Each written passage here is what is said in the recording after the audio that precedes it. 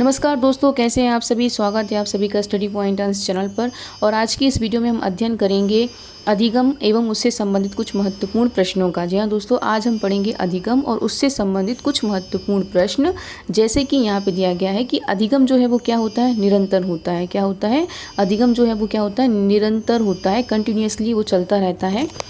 इसी प्रकार अधिगम या सीखना भी एक दिन में नहीं हो सकता, यह एक सतत एवं निरंतर चलने वाली प्रक्रिया है। तो अधिगम क्या है, सतत और निरंतर चलने वाली प्रक्रिया है। इसलिए हम रोज़ पढ़ते हैं, रोज़ स्कूल जाते हैं, एक ही दिन में सारा कुछ नहीं पढ़ सकते।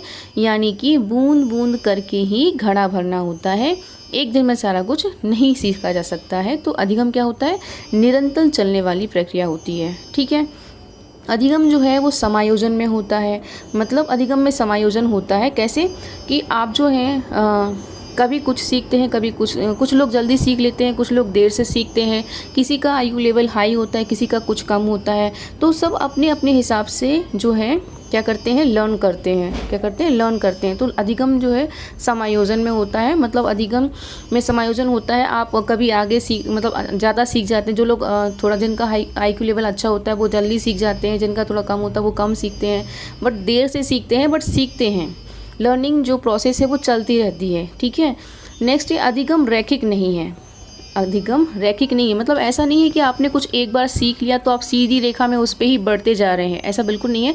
उसमें क्या होता है, देखिए जैसे यहाँ पे दिया भी गया है कि अधिगम सीखना रैखिक ना होकर कुंडलित होता है। मतलब एक सीधी रेखा में सीखने के बाद हमको पीछे पलटकर देखना होता है और फिर आगे बढ़ना होता है, फिर कुछ सीखना होता है, फिर पलटना होता है, फिर आगे बढ़ते हैं, फिर सीखते हैं।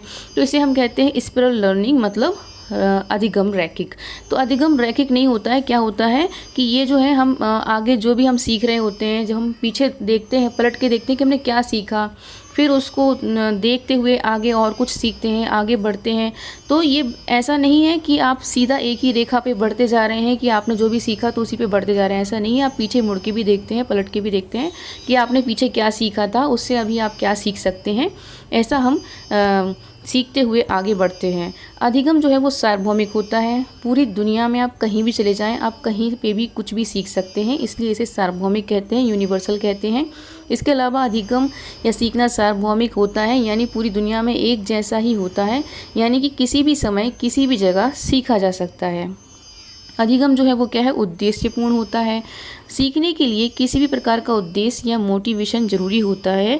बिना उद्देश्य के हम कुछ भी नहीं सीख सकते। जैसे कि अगर आपको कुछ कुकिंग करनी है, अगर आपको अपने मन में एक टारगेट बना लिया कि आज कुछ भी हो जाए, बहुत ही अच्छा और बेहतरीन खाना बनाना है, या फिर आपने ये सोच लिया कि आपको इस एग्ज़ाम में इतने अच्छे नंबर से इस लेसन को समझना ही है। अगर आपके पास टारगेट है, आपके पास एक उद्देश्य है, एक मोटिवेशन है, तो आप उस काम को ज़रूर पूरा करेंगे। उस काम को पूरा करने के लिए आप क्या करेंगे, सीखेंगे, लर्न करेंगे।